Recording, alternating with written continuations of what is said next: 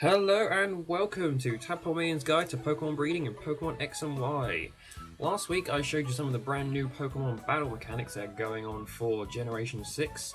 This video is going to be all about covering the basics of Pokemon breeding, including passing on natures, passing on egg moves, hidden abilities and IVs from the parent Pokemon to the offspring.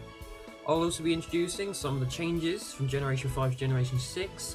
There aren't many, but there are very important little ones, and they're helpful in creating the best Pokemon possible.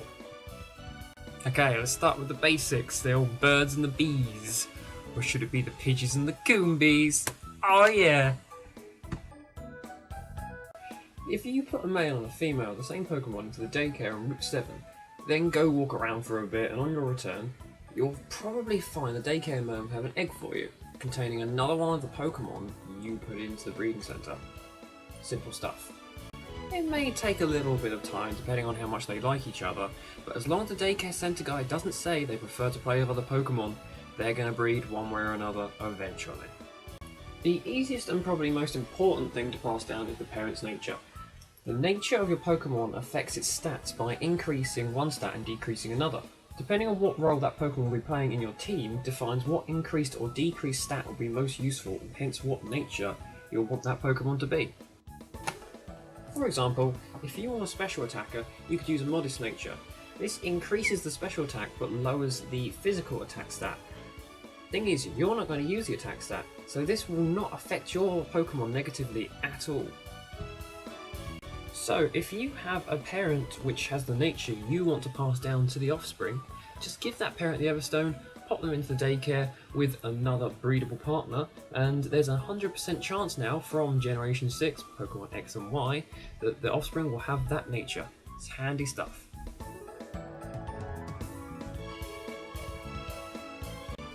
Now let's talk about egg groups. Pokemon can be part of up to 2 different egg groups, for example Bulbasaur, who's both Grass egg group and Monster egg group. Any Pokemon can breed with any of the Pokemon in that same egg group. The baby will be the same as the female that was used. So why would you use a different male from the female?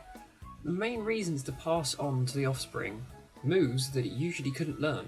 These are called egg moves, and they are key to creating beasts of Pokemon. For example, to get Ingrain onto Bulbasaur, you would use a female Bulbasaur, Ivysaur or Venusaur, and a male of something in that same egg group which would learn Ingrain. For example, Carnivine. Hey, we found a use for Carnivine. So let's level up the Carnivine until he learns Ingrain, and then we can put him and the Bulbasaur into a daycare, and then ta-da! Ingrain Bulbasaur.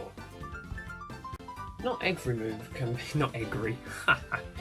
Not every move can be passed on this way, so it's best to check out sites like Cerebi to find out what egg moves Pokemon can learn and which ones can be passed on by which parents.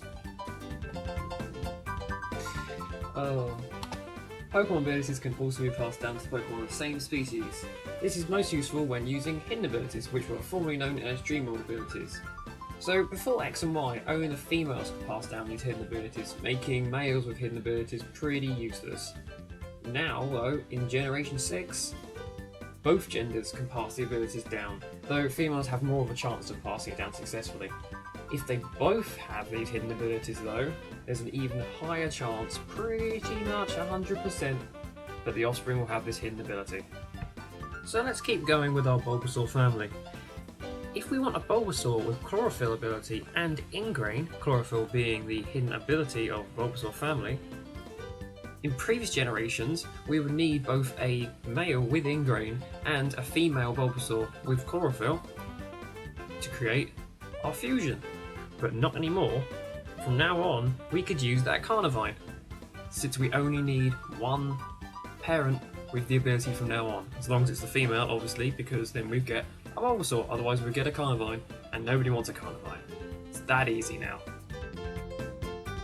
So before I start losing people with talks of IVs, let me just mention something quick about the actual Pokemon eggs themselves. Firstly, something that's been around for ages now. If you have a Pokemon in your party with the ability Flame Body or Magma Armor, along with those eggs, the eggs will actually hatch in half the number of steps. Yep, that's something I did mention before. Eggs hatch after a certain amount of steps. It's not time, it's steps. So if you've got a load of eggs or you're going for some serious hardcore breeding session, it's best to find a long path where you can just run around freely and won't be bothered. Personally, I use the centre of Lumino City. You can just go round and round and round and round and round and round, and then boom! All your eggs are hatched. That's freaking easy. So what's changed with the eggs in Generation 6? Well, it's super important. Are you ready for this? Seriously now? Okay. You can now pass down Pokeballs.